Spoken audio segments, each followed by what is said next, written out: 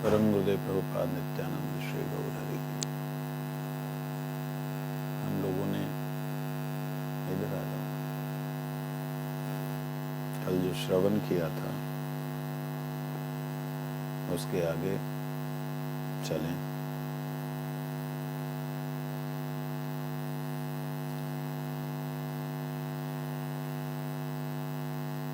कल तक हम लोगों ने श्रवण किया कि भगवान की शक्ति जो है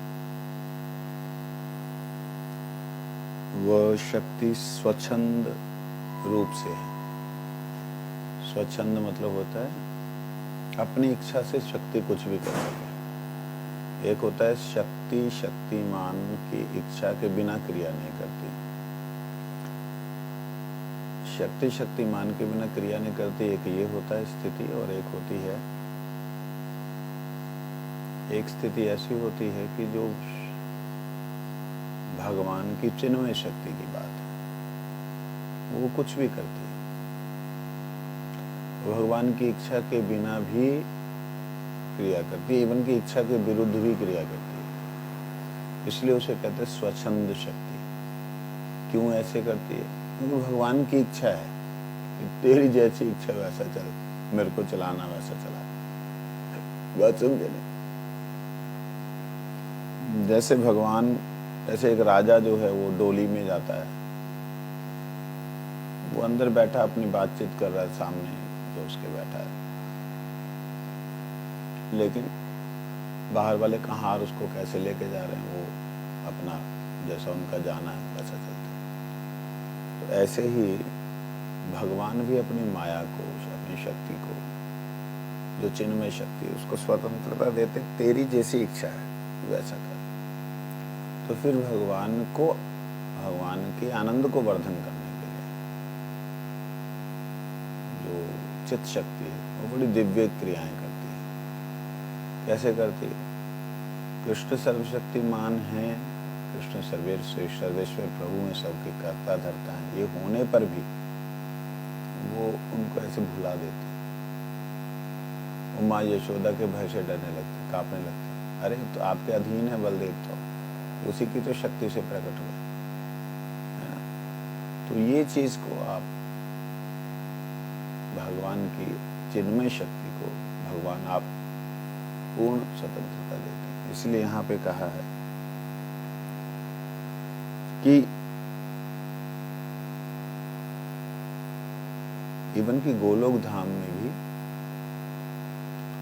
बलराम जी जो हैं वो सभी भावों से भगवान की शांत दास से साक्य वात्सल्य मधुर सभी भावों से भगवान की सेवा करते हैं। तो भगवान की सेवा का जो भाव है बलदेव जी में, वो वहीं पे है। वहीं होने के नाते ही ब्रह्मा जी ने यहाँ पे पुत्र, पिता, माता, ये भावों को वहां से उतारा। ये बात पहली बार सुन रहे हैं, लेकिन ये बात ऐसे गुरु महाराज जी ने एक बार बोली थी। कहते ये जगत जो है उस चिन्मय जगत का प्रतिबिंब है। तो प्रतिबिंब मतलब जितने भाव हैं वहां पे, वो भाव यहाँ विकृत रूप से, ठीक है ना? तो राधा रानी ने आह्लाद वर्धन, आनंद वर्धन के लिए, और बलराम जी ने भी सेवा के बहुत स्वरूपों को प्रकट किया। भगवान विलास विग्रह ना बलराम जी, तो उन्होंने बहुत से अपने सेवा विग्रहों को प्रकट किया। मूल रूप से सभी बलदेव ही हैं वहां पे। जो धाम है वो बलराम है, जो शांत रस के पेड़ है, नदियां हैं, जो भी हैं, वो सब बलराम जी। हालांकि वहां पे नदी की तरह नहीं है, जल मतलब पृथ्वी, रजकण जो है वो इस धरातल की तरह नहीं है, बिल्कुल चिन्मय, स्वयं प्रकाशमान, स्वयं आलोकित है। यहाँ तो रज को देखने के लिए लाइट की जरूरत है, प्रकाश की वहां जरूरत नहीं। तो इसलिए वह स्वच्छंद और शक्ति से युक्त है। उनकी शक्ति जो है स्वच्छंद है, जैसी इच्छा है, बंधी हुई नहीं है। उस शक्ति से युक्त हैं। कहते वह सर्वतंत्र और स्वतंत्र हैं, सब उनके अधीन हैं और वह अपने अधीन है। सब उनके अधीन, सर्वतंत्र, स्वतंत्र, अपने तंत्र में, अपने अधीन। उनका संसार में कोई प्रकट होने का उल्लेख वेदों में है।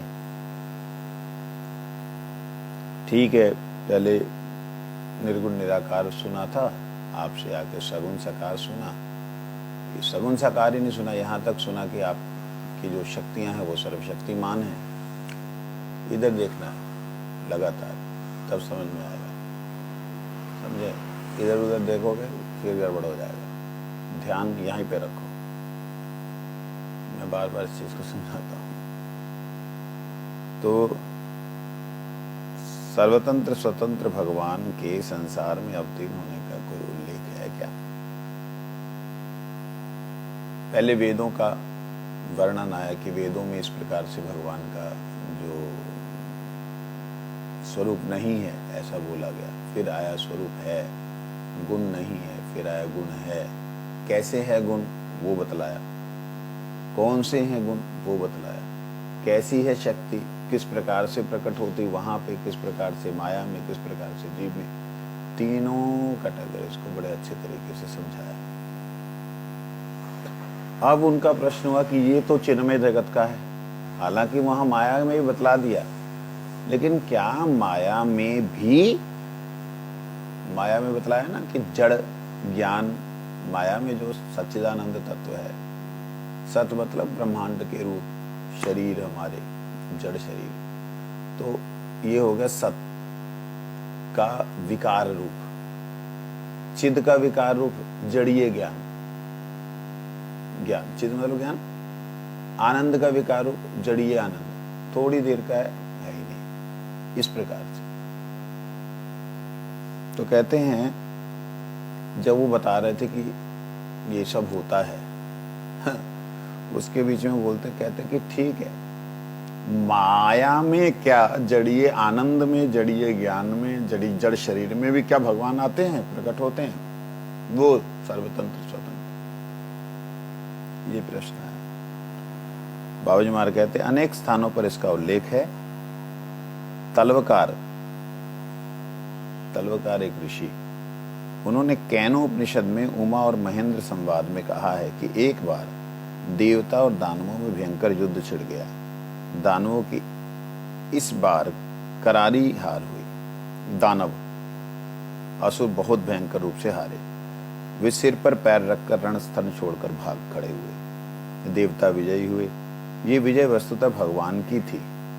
देवता तो केवल निमित्त मात्र थे, परंतु देवता इसे भूलकर, गर्व से फूलकर अपने अपने बल पौरुष की ढींग हाँकने लगे। इसी बीच करुणा वर्णालय परब्रह्म भगवान ने अत्यंत आश्चर्य रूप से वहां अवतीर्ण होकर उनके गर्व का कारण पूछा और क्रमशः उन्हें एक तिनका देकर उसे ध्वंस करने के लिए कहा, इसको खत्म कर डालो। एक तिनका दे दिया सारे देवता और अग्निदेव, मैं इसको भस्म कर दूंगा। अच्छा कर दो। अग्निदेव ने कोशिश की उसको जलाने की, छोटा सा तिनका सारे ब्रह्मांड को जलाने की शक्ति, और तिनके के लिए उन्होंने पूरी अग्नि लगाई, फू फू करके एकदम उसके अंदर घुसने को हुए जलाने के लिए, जले ही नहीं। अरे ये क्या है, हवा का तो उड़ा डालूंगा, पवन का तो उड़ा दूंगा, जल का तो बहा दूंगा। सबने जोर लगा लिया, सबकी हवा निकल गई, सबके जो है अग्नि की धुआं निकल आया, हवा की हवा निकल गई, जल का पता ही नहीं लगा कहाँ गया। इस प्रकार जब हो गया तब इंद्र जो है साष्टांग दंडवत प्रणाम करके बोला, प्रभु आप कौन? हम आपको पहचाने नहीं।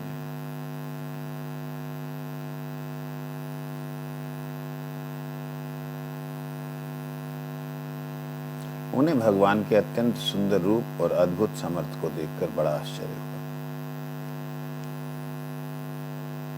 केन उपनिषद में इसके बारे में श्लोक है, तस्मै तृणम निदधावैत दधावैतद् दहेति तदुपप्रेयाय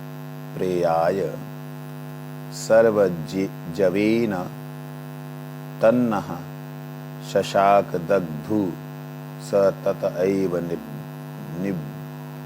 निवृते न एतदशकं विज्ञातुं तदेतद्यक्षम् इति।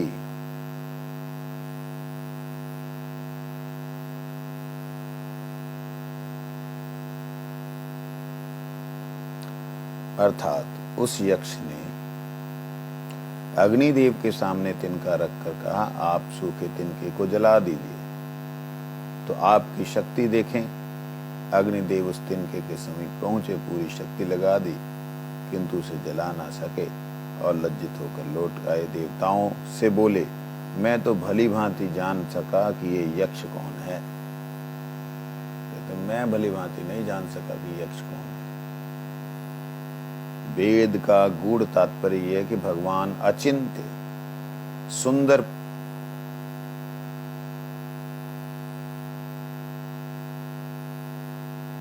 एवं स्वेच्छा से अवतीर्ण होकर जीवों के साथ लीला करते हैं। यह है वेदों का गूढ़ तात्पर्य।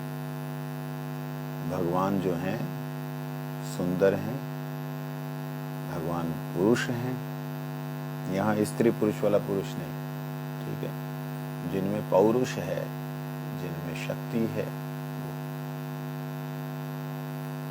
ब्रजनाथ कहता, भगवान को रस समुद्र कहा गया, क्या वेदों में कहीं ऐसा वर्णन आया? यहाँ पे जो उसने प्रश्न किया ना, भगवान प्रकट हुए क्या? तो देवताओं के सामने पहले प्रकट हुए, ये बात बतलाई। सिर्फ पृथ्वी पे आते हैं कि नहीं आते हैं, ये बात वेदों में डायरेक्टली नहीं है।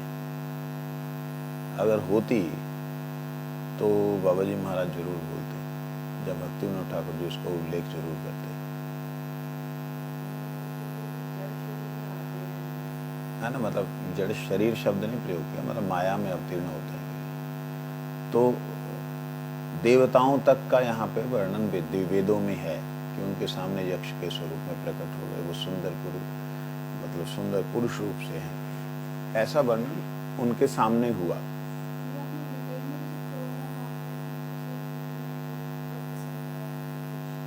वो तो खैर उपनिषद के अनुसार था ना, उपनिषद में था। तो उपनिषद में वो केन उपनिषद जो है, तलवकार, ऋषि तलवकार की, तो उसमें है। फिर वेदों में कहाँ पे है कि भगवान धरातल पे अवतीर्ण होते हैं, वो कहाँ है? उसको अगर हम देखने जाएंगे तो अन्य उपनिषदों को देखना होगा। जो ऐसी उपनिषदें जैसे राधा उपनिषद है, जैसे रामो उपनिषद है, ऐसे और उपनिषदें हैं जिसमें पता लगता है कि भगवान भक्तों की रक्षा के लिए, जीवों की रक्षा के लिए इस धरातल पे जैसे शुक्र अवतार में आए। ये सब वेदों में वर्णन है, तो उसको यहाँ पे विशेष रूप से उल्लेख नहीं किया है। यहाँ फिर अगला प्रश्न किया, भगवान रस समुद्र कहा गया है, कहते हैं क्या वेद में कहीं ऐसा वर्णन है कि वो रस समुद्र है? आप कहते हैं भगवान में सभी रस है। रस का मतलब आनंद, सब प्रकार का आनंद है। वेदों में है, कहते हैं हाँ, स्पष्ट वर्णन है। यद अद्वैत तत्सुकृतम रसो वै स रसम है वायम लब्धानंदि भवति।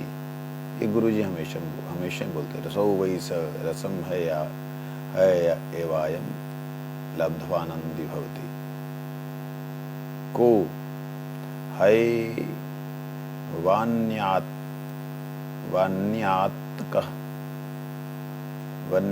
वान्यात्क प्राण्यात यदेश आकाश आनंदो न सयात ईश हैवानंदयति। कहते हैं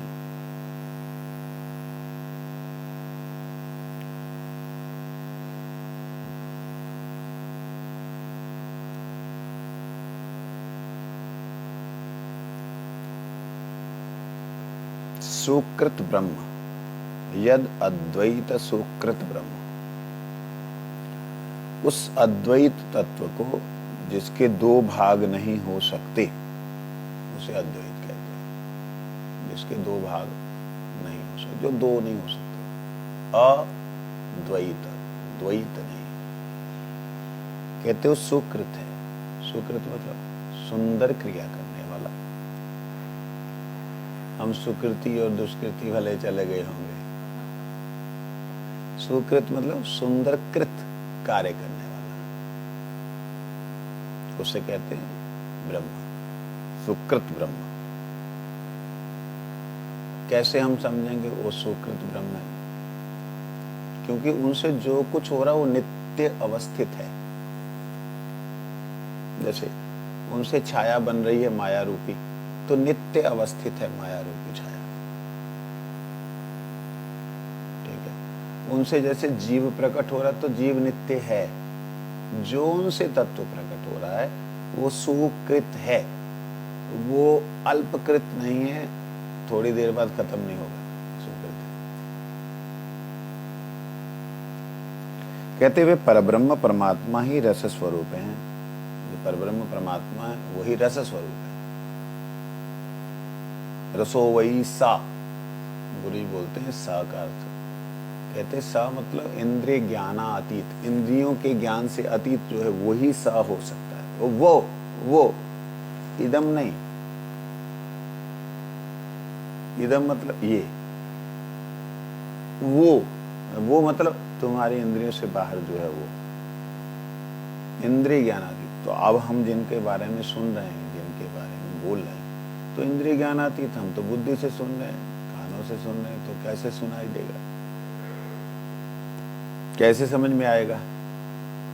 तो उसे तो कोई समझ ही नहीं सकते इस रूप से। हाँ, नहीं समझ सकते, नहीं समझ सकते सचमुच में। वो अगर चाहे समझा दे तो उसको चाहत कहां से होगी, क्यों होगी? अगर हम पूर्ण शरणागत होंगे तो।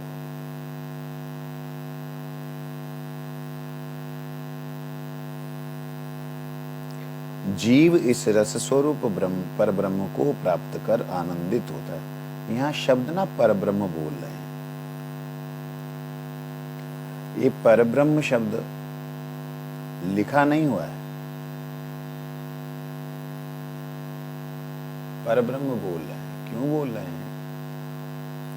क्योंकि जीव को ब्रह्म बहुत बार बोल चुका गया है, जीव ब्रह्म ही है, तो इसलिए इसे परब्रह्म कहते हैं। बार बार परब्रह्म शब्द प्रयोग किया गया। कहते रसम ह, रसम ही एवायम,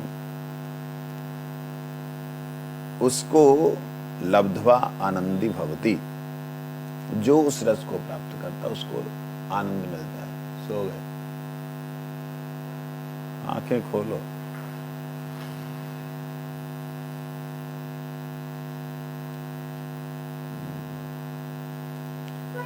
कहते हैं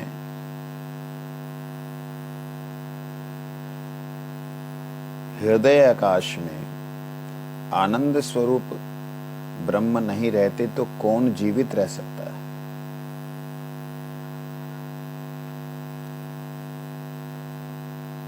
जिसे सुकृत ब्रह्म कहा गया है वो परब्रह्म परमात्मा ही रस स्वरूप है। जीव इस रस स्वरूप परब्रह्म को प्राप्त कर आनंदित होता है। हृदय आकाश में आनंद स्वरूप ब्रह्म नहीं रहते तो कौन जीवित रह सकता है? हृदय में अगर आत्मा नहीं रहे तो कौन जीवित रह सकता है? अर्थात कौन जीवन धारण करने में समर्थ हो सकता है? परमात्मा ही जीवों को आनंद प्रदान करते हैं। ये जीव है मतलब ब्रह्म है, और परमात्मा परब्रह्म ही जीव को आनंद प्रदान करते हैं, इसलिए जीव जीवित है। नहीं तो कैसे रह सकता? नहीं रह सकता। ये थोड़ा सा ऐसे खिचड़ी बना, इसको छोड़ देते हैं, बाद में इसमें फंसे रह जाएंगे नहीं तो। बाबा जी महाराज कहते हैं मायाबद्ध जीव की स्थिति दो प्रकार की होती है, एक पराक और एक प्रत्यक स्थिति। पराक स्थिति में अवस्थित जीव कृष्ण से विमुख होता है, और प्रत्यक्ष स्थिति में अतएव वह कृष्ण कहते जीव जो है पराक स्थिति, भगवान से परे जो स्थिति है, उस स्थिति में अवस्थित जीव कृष्ण के विमुख होता है। अतएव वह कृष्ण का सौंदर्य देखने में असमर्थ होता है। वे केवल माइक विषयों का चिंतन और दर्शन करता है और प्रत्यक स्थिति में अवस्थित जीव माया से परान्मुख और कृष्ण के प्रति उन्मुख होता है। अतएव वह कृष्ण को रसस्वरूप दर्शन करने में समर्थ होता है, कठोपनिषद में कहा गया है। जो उन्मुख है वो देखता है, जो विमुख है वो नहीं देख पाता, वो असमर्थ होता है। कठोपनिषद में कहते हैं परांचिकानि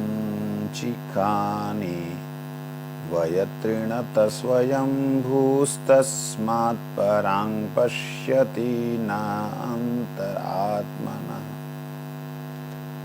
कश्चिद्धीरः प्रत्यज्ञ आत्मानमेव क्षदाद् आवृतचक्षुरसमृतत्वम् इच्छना। श्लोक बोल दिया उन्होंने। स्वयं प्रकट होने वाले परमेश्वर ने समस्त इंद्रियों को बाहर की ओर जाने वाली बनाया। स्वयं प्रकट होने वाले परमेश्वर ने इंद्रियों को, समस्त इंद्रियों को बाहर देखने वाला बनाया, बाहर जाने वाली बनाया। इसीलिए जो जीव है इंद्रियों द्वारा प्रायः बाहर की वस्तुओं को ही देखता है। वह अपने हृदय में स्थित भगवान को नहीं देख पाता।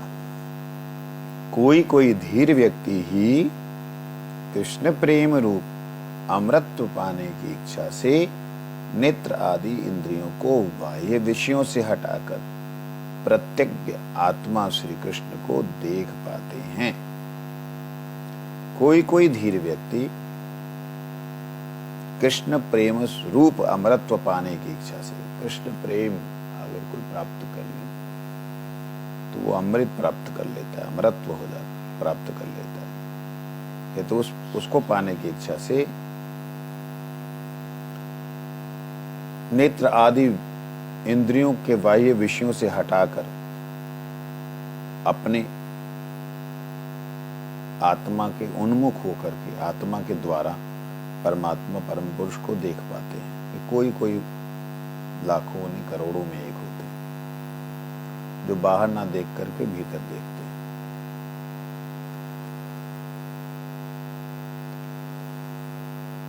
कहते रसो वैश, इस वेद मंत्र में कहीं रस मूर्ति कहा गया है तो गोपालता अपनी उपनिषद में कहते गोप वेशम अभ्राभम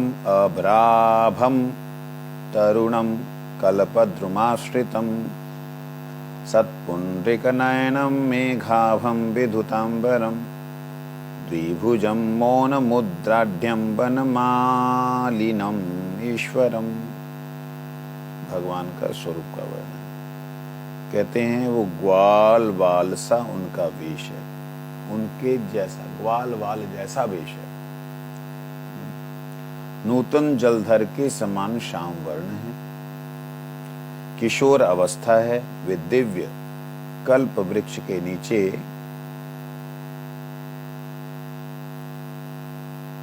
विराजमान है। विकसित श्वेत कमल के समान उनके नेत्र हैं। उनके श्री अंगों की कांति नवीन मेघ के समान श्याम है। वे विद्युत सदृश तेजोमय पीतांबर धारण किए हुए। उनकी द्विभुज मूर्ति है, ज्ञान की मुद्रा में स्थित है। गले में पैरों तक लंबी वनमाला शोभा पा रही है। वे कृष्ण सर्वेश सबके ईश्वर हैं। ये बात गोपालता अपनी उपनिषद में कही गई।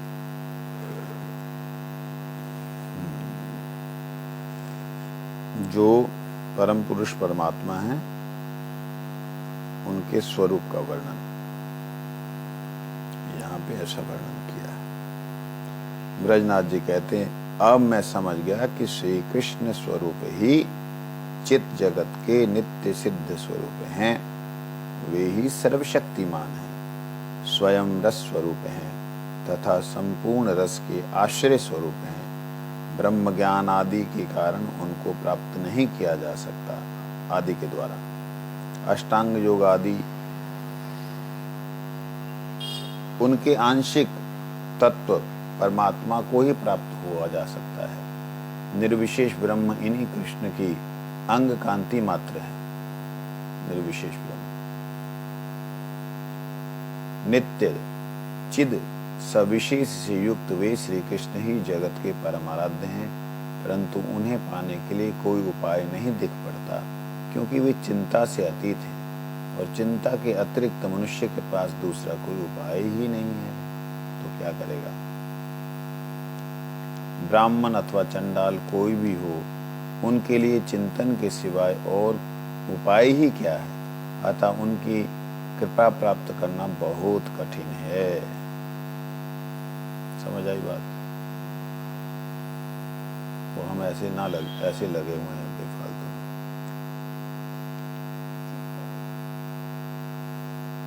बाबा जी महाराज बोलते हैं, कठोपनिषद में कहा है, तमात्मस्थम ये अनुपश्यन्ति धीरा तेषां शांति शाश्वती नेतरेत्श्याम। जो बुद्धिमान व्यक्ति परमात्मा को आत्मस्थ अर्थात अपने अंदर दर्शन करता है, वही नित्य और शाश्वती शांति को प्राप्त कर सकता है, दूसरा नहीं। ये ना जो बातें कही हैं, ये व्यक्ति को विचार करनी चाहिए कि आत्मा के भीतर कैसे देखा जाए। देख ही नहीं सकते। आपको अपने आप को देखने के लिए दूसरी वस्तु की जरूरत पड़ती है, तब देख सकते हो। आत्मा को नहीं देख सकती। कैसे देख पाएगी? अनुभव कर सकती है कि मैं हूं, कैसी हूं। इसको देखने के लिए जो उसकी चिंतन शक्ति है, जिसको चित्त कहा गया है, जिसको जड़ीय ज्ञान में जो फंसी हुई है, उसको अपने स्वरूप में अपने आप में स्थित होना पड़ेगा। जब सारी वृत्तियां अंतर्मुख हो जाएंगी, कुछ भी बाहर के शरीर का ज्ञान नहीं रहेगा। जो जहां शरीर बैठा है वहां एकदम बुत की तरह हो जाएगा। कहीं भी किसी भी तरह से उसमें अटेंशन नहीं होगी, शरीर के अंदर टेंशन नहीं होगी, खिंचाव नहीं होगा शरीर में। शरीर एक बुत की तरह, परंतु उसमें स्वयं का अनुभव, जहां पे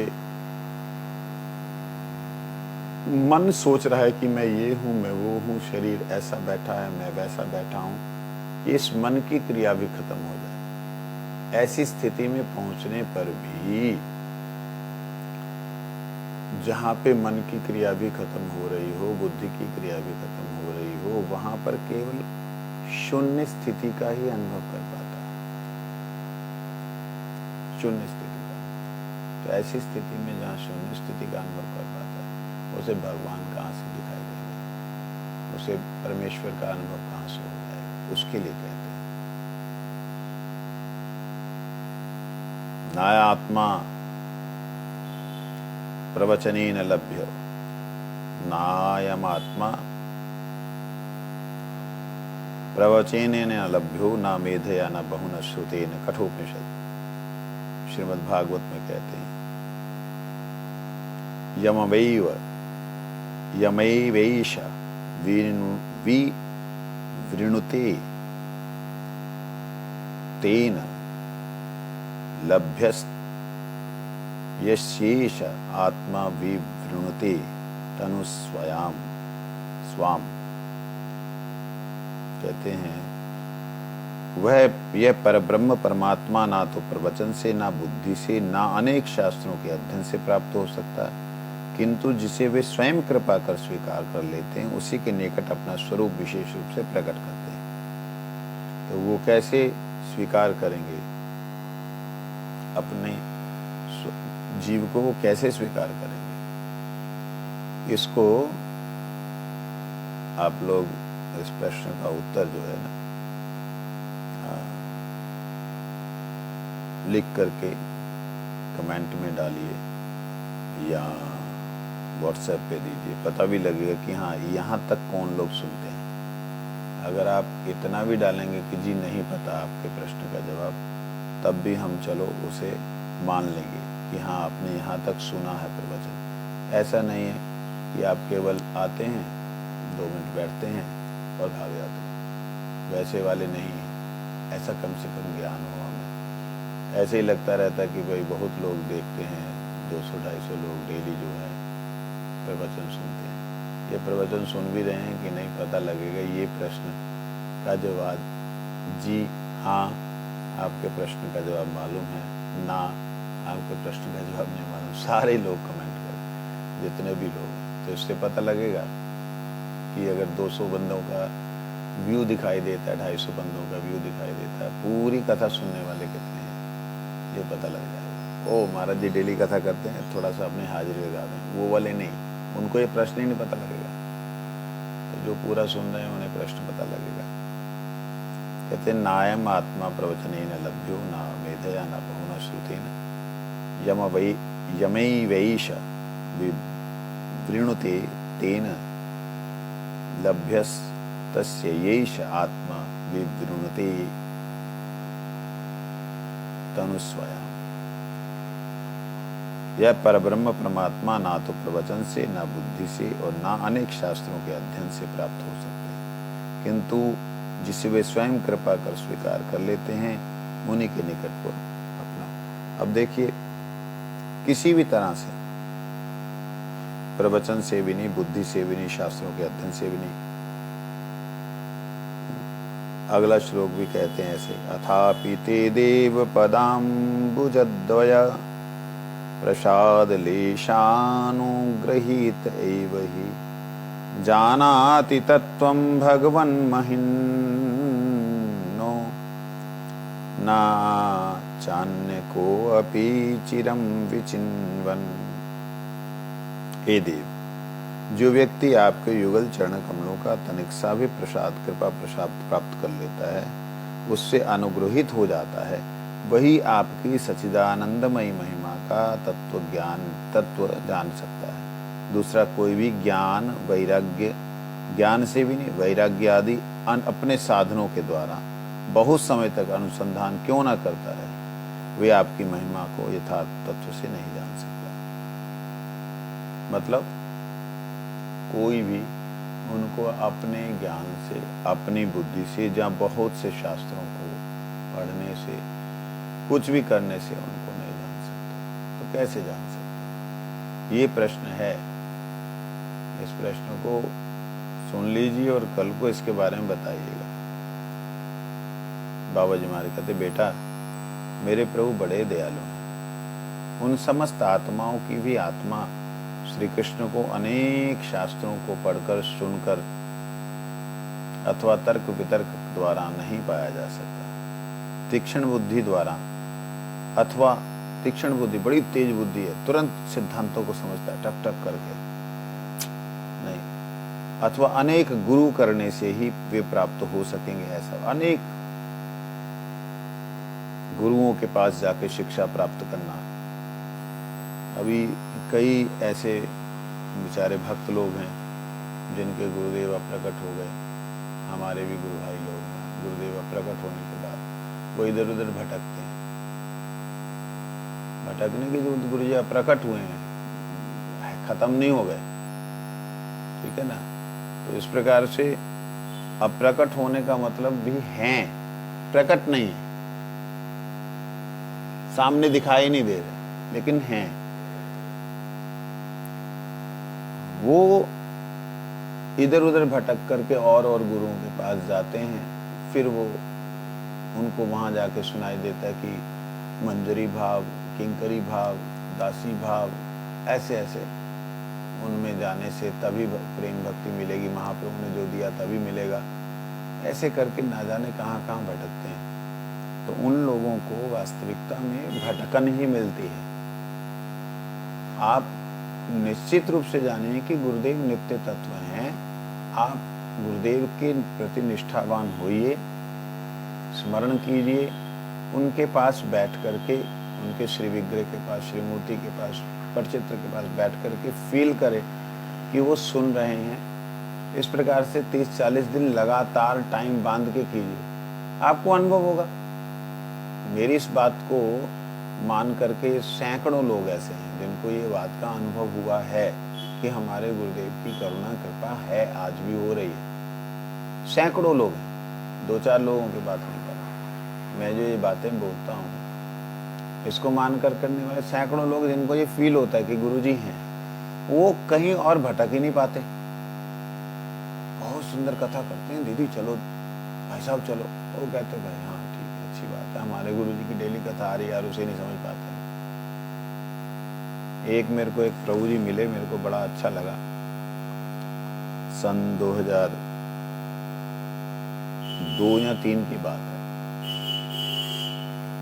कृष्ण कांति प्रभु इस्कॉन के एक इंचार्ज थे चंडीगढ़ इस्कॉन सेंटर के आश्रम के।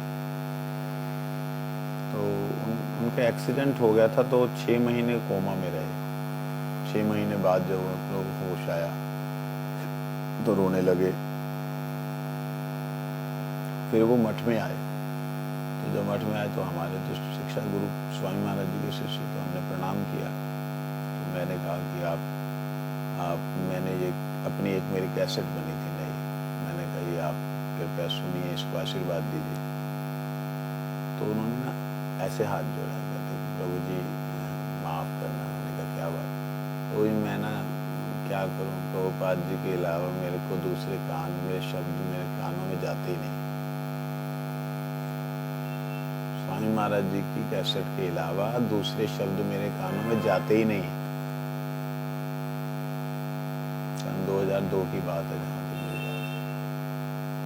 मैंने कहा ठीक है, आप इसे आशीर्वाद दे दीजिए, यही कैसेट। मैं क्या आशीर्वाद दूँ? मैं क्या, आप किसी और को दे दीजिएगा।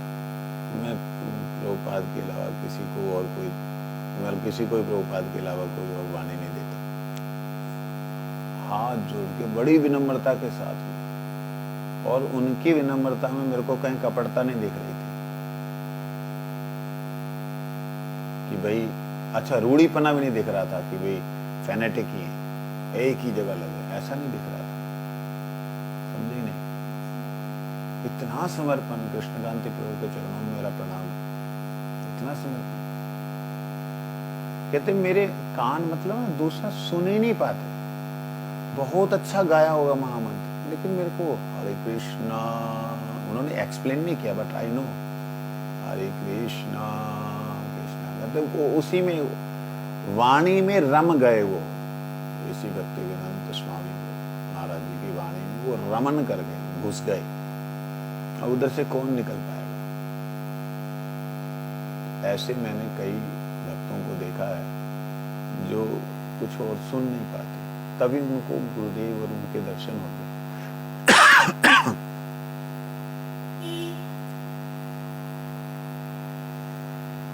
तीक्ष्ण बुद्धि द्वारा अथवा अनेक गुरु करने से वे प्राप्त नहीं हो सकते।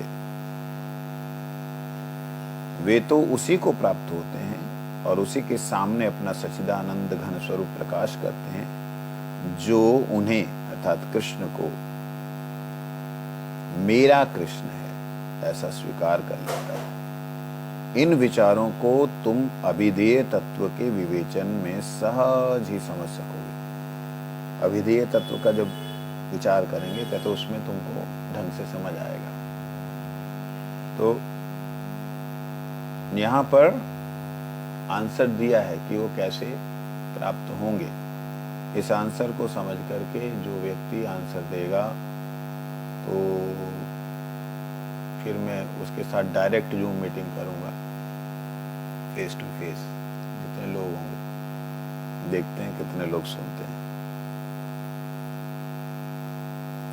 आगे प्रश्न किया है, क्या वेद में कहीं श्री कृष्ण के धाम का उल्लेख है?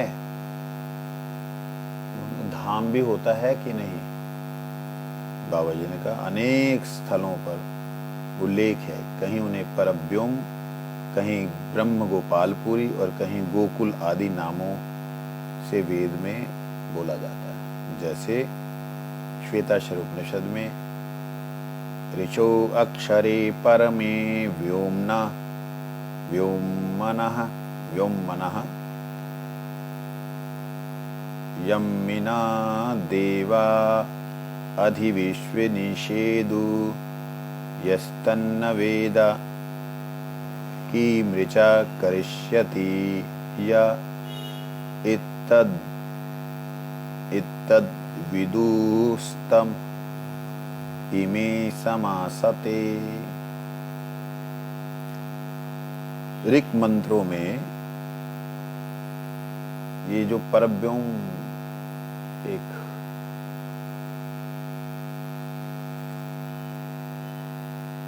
शब्द आया है, वो भगवान का ही धाम का वर्णन है। ऋक् मंत्रों के प्रतिपाद्य जिस परव्योम धाम में विराजमान अक्षर ब्रह्म को आश्रय कर समस्त देवता स्थित है। अक्षर ब्रह्म जो क्षर नहीं होता, नष्ट नहीं होता, और शब्द ब्रह्म को भी अक्षर ब्रह्म कहा गया है। लो, इसकी बैटरी खत्म हो गई। चलो,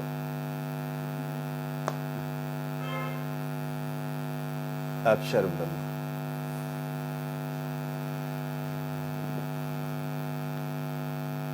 आश्रय कर समस्त देवता स्थित है।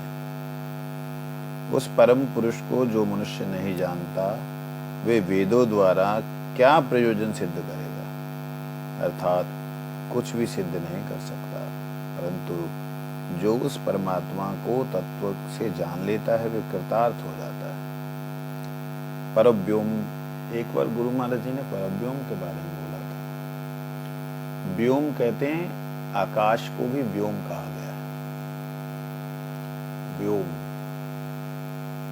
जैसे यहाँ परव्योम कहा ना, आत्मा, परमात्मा। व्योम जो है जीवों की उत्पत्ति, स्थिति, लय का जो कारण है, उसे व्योम कहा गया है। और परव्योम जो है वो परमात्मा को ही इंगित करता है, उनके धाम को ही इंगित करता है। कैसे इसको समझाया जाए?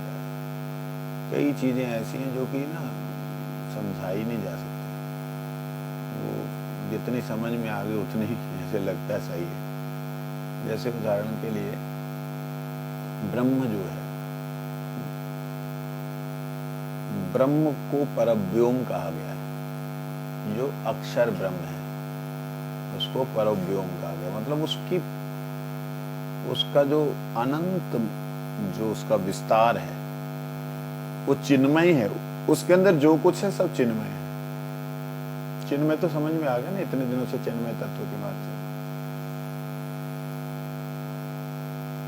परंतु उसे व्योम कहा जाता है। जो दिव्य आलोक है, चिन्मय आलोक है, चिन्मय जो तेज है, उसे व्योम कहा जाता है। और उस व्योम से ही इस जगत में आकाश, पंच तत्वों वाला आकाश जो है, उस व्योम का ही एक तरह से विकार समझ लीजिए। जो आकाश अंधकार दिखलाई देता है, वो उसी का एक विकारी स्वरूप समझ लीजिए। स्वरूप तो विकारी होता नहीं, परंतु क्या समझाया जाए ना, यहाँ पे परछाई है ना। अब वो व्योम स्वरूप जो है वो परव्योम है। पर शब्द आने से वो प्रतिष्ठित व्योम, जहां से वह प्रकाश, वहां से दिव्य आलोक प्रकट हो रहा है, उसे परव्योम कहा गया। व्योम दिव्य ब्रह्म प्रकाश, केवल मात्र प्रकाश, अक्षर ब्रह्म। परव्योम जहां से वो आ रहा है, तो वो धामों का प्रकाश है। तो धामों को परव्योम शब्द प्रयोग किया गया। तो धाम जो है वो परव्योम नाम से वेदों में उल्लेखित हैं। ये बात यहाँ पे कह रहे हैं। ठीक है। वंशा कर नाम का वैष्णव्यो नमः। जैव धर्म की जय हो। चलिए।